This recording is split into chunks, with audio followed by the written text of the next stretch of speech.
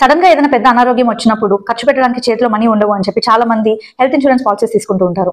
అయినా కూడా ఫైనల్ గా ఆ పాలసీస్ రిజెక్ట్ అయ్యి వాళ్ళే మనీ కడుతూ ఉంటారు. ఇటువంటివన్నీ అవాయిడ్ చేయాలి అంటే మీరు కొన్ని జాగ్రత్తలు తీసుకోవాలి. దాని గురించి మనం ఈ వీడియోలో మాట్లాడుకుందాము. నేను డాక్టర్ ప్రియాంక చౌటూరి, మీ ఫర్టిలిటీ సూపర్ స్పెషలిస్ట్ ని.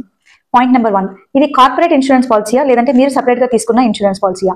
కార్పొరేట్ ఇన్సూరెన్స్ పాలసీస్ అయితే కనుక మీ వర్క్ ప్లేస్ వాళ్ళు ఇచ్చే పాలసీ అనమాట. దాంట్లో అన్ని యూజువల్ గా ఇంక్లూడ్ అయి ఉన్నా కూడా ఇంతకంటే ఎక్కువ మనీ ఇవ్వము అని చెప్పి ఒక లిమిట్ ఉంటుందన్నమాట. దానికంటే ఎక్కువ మనీ అయితే కనుక మీరే స్పెండ్ చేసుకోవాలి. అదే మీరు సెపరేట్ గా తీసుకున్న ఇన్సూరెన్స్ పాలసీ అయితే కనుక మీరు ఎంత కట్టారో ప్రీమియం దాన్ని బట్టి ఇన్సూర్ అయిన మనీ ఉంటుందన్నమాట. పాయింట్ నెంబర్ 2, ఇది ఫ్యామిలీ ఫ్లోటర్ పాలసీయా లేదంటే ఇండివిజువల్ పాలసీయా? ఫ్యామిలీ ఫ్లోటర్ పాలసీలో ఫ్యామిలీలో ఉన్న అందరూ కూడా ఇంక్లూడ్ అవుతారనమాట. అయితే ఫ్యామిలీలో ఉన్న ఒక్కరికన్నా సరే ఏదైనా అనారోగ్యం ఉంది అంటే కనుక ఆ అనారోగ్యం వల్ల ఈ ఇన్షూర్డ్ మనీ కనుక 1 సంవత్సరంలో యూజ్ అయిపోతే కనుక మిగిలిన వాళ్ళందరికీ కూడా ఆ మనీ తగ్గిపోతుంది అనమాట. సో ఇటువంటి పాలసీ ఎప్పుడు తీసుకోవాలి అని అంటే ఫ్యామిలీలో అందరూ హెల్తీగా ఉంటే కనుక తీసుకోవచ్చు. లేదు అని అంటే కనుక ఇండివిజువల్ పాలసీ తీసుకోవడం బెటర్ అనమాట. పాయింట్ నెంబర్ 3, మీకు కోపేమెంట్ అనే క్లాజ్ ఏమైనా ఉందా అని చెప్పి చూసుకోవాలి. అంటే పాలసీలో ముందుగానే కొంతమంది మీరు కట్టాలి, కొంత శాతం మేము కడతాము అని చెప్పి ఇన్సూరెన్స్ వాళ్ళు రాసారా అనేది మీరు చూడాలి. 4th పాయింట్, జోనల్ కోపేమెంట్ అన్నమాట.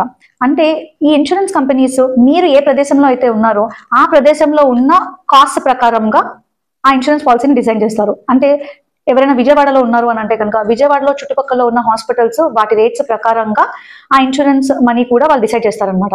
బట్ ఏదైనా కారణంగా ట్రీట్మెంట్ అక్కడ దొరక్క పేషెంట్స్ కి హైదరాబాద్, ముంబై, ఢిల్లీ వంటి ప్లేసెస్ కి వెళ్లాల్సి వచ్చింది అని అంటే కనుక అక్కడ ఖర్చు ఎక్కువగా ఉంటుంది కాబట్టి ఈ ఇన్సూరెన్స్ పాలసీ దాన్ని కవర్ చేయకపోవచ్చు అనమాట.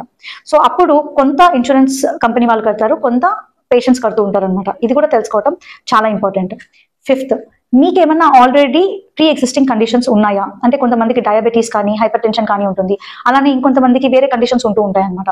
అటువంటి ప్రీ ఎగ్జిస్టింగ్ కండిషన్స్ మీకు ఆల్రెడీ ఉన్నాయా? ఆ ప్రీ ఎగ్జిస్టింగ్ కండిషన్స్ ఉన్న వాళ్ళకి కూడా ఈ ఇన్సూరెన్స్ పాలసీ వర్తిస్తుందా అని చెప్పి తెలుసుకోవడం చాలా ఇంపార్టెంట్. 6th పాయింట్, ఈ పర్టికులర్ ఇన్సూరెన్స్ పాలసీలో ఏదైనా వెయిటింగ్ పీరియడ్ ఉందా? అంటే మీకు ప్రీ ఎగ్జిస్టింగ్ కండిషన్ ఉన్నా లేదంటే ఏదైనా అవసరం పడినప్పుడు అంటే సడన్ గా ఏదైనా ఒక కండిషన్ కి అవసరం పడితే కనుక దానికి ఏమన్నా వెయిటింగ్ పీరియడ్ ఉందా అని చెప్పి. అంటే కొన్నిసార్లు ఆ ఇన్సూరెన్స్ పాలసీస్ లో కొన్ని కండిషన్స్ వెంటనే కవర్ అవుతాయి, కొన్ని కండిషన్స్ కొన్ని నెలల తర్వాత కవర్ అవుతాయి, కొన్ని కండిషన్స్ కొన్ని సంవత్సరాల తర్వాత కవర్ అవుతాయి అనమాట. ఇవన్నీ మీకు వర్తిస్తాయా, మీకు ఏమన్నా ప్రాబ్లం అవుతుందా అని చెప్పి తెలుసుకోవడం చాలా ఇంపార్టెంట్.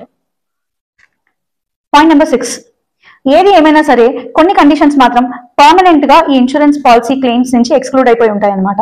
ఈ కండిషన్స్ ఉంటే కనుక డెఫినెట్ గా క్లెయిమ్ అనేది రాదు. ఈ పర్మనెంట్ ఎక్స్క్లూజన్స్ లో ఉన్న కండిషన్స్ ఏమన్నా కూడా మీకు వర్తిస్తాయా అని చెప్పి చూసుకోవడం చాలా చాలా ఇంపార్టెంట్. పాయింట్ నెంబర్ 7, కొన్ని ఇన్సూరెన్స్ కంపెనీస్ క్లెయిమ్ కనుక రావాలి అని అంటే కనుక మినిమం 24 hours హాస్పిటల్లో అడ్మిషన్ అయి ఉండాలి అని చెప్పి రూల్ పెడతాయి అనమాట. అయితే ఇది చూసుకోవడం చాలా ఇంపార్టెంట్. ఎందుకు అని అంటే ఈ మధ్య చాలా ప్రొసీజర్స్ ఓపీడీ బేసిస్ లోనే జరిగిపోతూ ఉంటాయి. అవన్నీ కూడా మీకు ఇన్సూరెన్స్ పాలసీలో కవర్ అవ్వడం ఇంపార్టెంట్ అనమాట. పాయింట్ నెంబర్ 8, ఇండివిజువల్ క్యాపింగ్ అనేది ఏమన్నా ఉందా అని చెప్పి చూసుకోవాలి. అంటే కొన్నిసార్లు మీరు కట్టిన ప్రీమియం కి ఇంత మనీ ఇన్సూరెన్స్ ఉంది అని చెప్పినా సరే ఇండివిజువల్ క్యాపింగ్ అంటే రూమ్ రెంట్ ఇంతకంటే ఉండకూడదు, లేదంటే మీరు అంబులెన్స్ కి వాడిన ఖర్చు ఇంతకంటే ఉండకూడదు, లేదంటే మెడికల్ టెస్ట్ కి వాడింది ఇంతకంటే ఉండకూడదు అని చెప్పి ఉంటుంది అనమాట. సో ఫైనల్ గా ఒక 5 lakhs అనే మనీ ఇన్సూర్ అయినా కూడా రూమ్ రెంట్ మాత్రం రోజుకి 5,000 కంటే ఎక్కువ ఉండకూడదు అనే క్లాస్ ఏమైనా ఉంది అని అంటే కనుక ఇది మీరు చూసుకోకుండా ఏ డీలక్స్ రూమ్ లాంటివో తీసుకుని రూమ్ రెంట్ కనుక 10,000 అయితే ఆ డిఫరెన్స్ అమౌంట్ కూడా మీరే పే చేయాల్సి వస్తూ ఉంటుంది అనమాట. Point number 9, pre treatment, post treatment. కొన్నిసార్లు హాస్పిటల్లో మీరు అడ్మిట్ అయ్యి ట్రీట్మెంట్ తీసుకునే ముందు కొన్ని మందులు తీసుకోవాల్సి రావచ్చు, కొన్ని టెస్ట్ చేసుకోవాల్సి రావచ్చు. దాని తర్వాత మిమ్మల్ని ప్రిపేర్ చేసి ఒక ప్రొసీజర్ చేయొచ్చు. ఆ ప్రొసీజర్ చేసిన తర్వాత కూడా మీకు కొన్ని టెస్ట్ చేయాల్సి రావచ్చు. ఆ ప్రొసీజర్ అయిపోయిన తర్వాత కొన్నాళ్ళ పాటు అట్లీస్ట్ కొన్ని మందులు తీసుకోవాల్సి రావచ్చు. సో ఇవన్నీ కూడా మీ ఇన్సూరెన్స్ పాలసీలో ఇంక్లూడ్ అయి ఉన్నాయా లేదా, మీకు ఏది హెల్ప్ అవుతుంది అని చెప్పి తెలుసుకోవడం ఇంపార్టెంట్. పాయింట్ నెంబర్ 10, ఈ అడ్మిషన్స్ పెద్ద పెద్ద ట్రీట్మెంట్సే కాక కొన్నిసార్లు మీకు స్క్రీనింగ్ కి టెస్ట్ అంటే ఇయర్లీ స్క్రీనింగ్ అని, ఇయర్లీ స్క్రీనింగ్ ప్యాకేజెస్ అని ఉంటాయి కదా, ఇటువంటివి ఏమన్నా సరే ఇంక్లూడ్ అయి ఉన్నాయా అని చెప్పి తెలుసుకోవడం important. 11th and most important point, మీకు ఉన్న మెడికల్ కండిషన్ ప్రకారంగా కానీ లేదంటే మీ ఫ్యామిలీలో వాళ్ళకు ఉన్న మెడికల్ కండిషన్ ప్రకారంగా కానీ మీకు ఎటువంటి మెడికల్ హెల్ప్ అవసరం అవుతుంది, ఆ మెడికల్ హెల్ప్ ఏ హాస్పిటల్లో ఉంది, ఆ హాస్పిటల్లో ఇంకా వేరే ఏ ఫెసిలిటీస్ ఉన్నాయి, అందులో మీకు ఏ ఫెసిలిటీస్ అవసరం పడవచ్చు అని చెప్పి ముందుగానే పరిశోధన చేయడం చాలా ఇంపార్టెంట్. దీనికి మీరు మీ మెడికల్ డాక్టర్, మీ ఫ్యామిలీ డాక్టర్ ఎవరైనా ఉంటే వాళ్ళ హెల్ప్ తీసుకోవడం కూడా చాలా ఇంపార్టెంట్. ఇట్లాగా వాళ్ళ హెల్ప్ తీసుకొని ఒక హాస్పిటల్స్ లిస్ట్ మీ చుట్టుపక్కల ఉన్నది తయారు చేసుకొని ఆ హాస్పిటల్స్ మీ ఇన్సూరెన్స్ పాలసీలో కొలాబరేట్ అయి ఉన్నాయా లేదా ఆ కంపెనీ తోటి అని చెప్పి తెలుసుకోవడం చాలా ఇంపార్టెంట్. ఈ రూల్స్ అన్ని ఫాలో అయ్యి కనుక మీరు ఒక ఇన్సూరెన్స్ పాలసీ తీసుకుంటే కనుక మీ ఇన్సూరెన్స్ పాలసీ క్లెయిమ్ రిజెక్ట్ అవ్వటము చాలా ఛాన్సెస్ తక్కువ.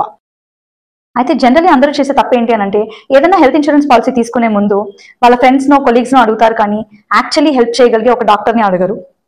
మీకు ఉన్న మెడికల్ కండిషన్ ప్రకారంగా, మీ ఫ్యామిలీ హిస్టరీ ప్రకారంగా మీకు ఏ రిస్క్స్ ఉన్నాయి, మీకు ఎటువంటి పాలసీ అయితే కనుక బెటర్ కవరేజ్ ఉంటుంది, ఎటువంటి పాలసీ తోటి క్లెయిమ్స్ రిజెక్ట్ అయ్యే ఛాన్సెస్ తక్కువ ఉంటాయి అని చెప్పి మీ ఫ్రెండ్స్ అండ్ కొలీగ్స్తో పాటు బెటర్గా మిమ్మల్ని గైడ్ చేయగలిగేది ఒక డాక్టరే. సో ఏదైనా ఇన్సూరెన్స్ పాలసీ తీసుకునే ముందు దయచేసి మీరు వెళ్ళి మీ ఫ్యామిలీ డాక్టర్ని కానీ లేదంటే దగ్గరలో ఉన్న ఫిజిషియన్ని కానీ కలవండి. ఇలా చేసి మీ క్లెయిమ్స్ రిజెక్ట్ అవ్వకుండా చూసుకోండి.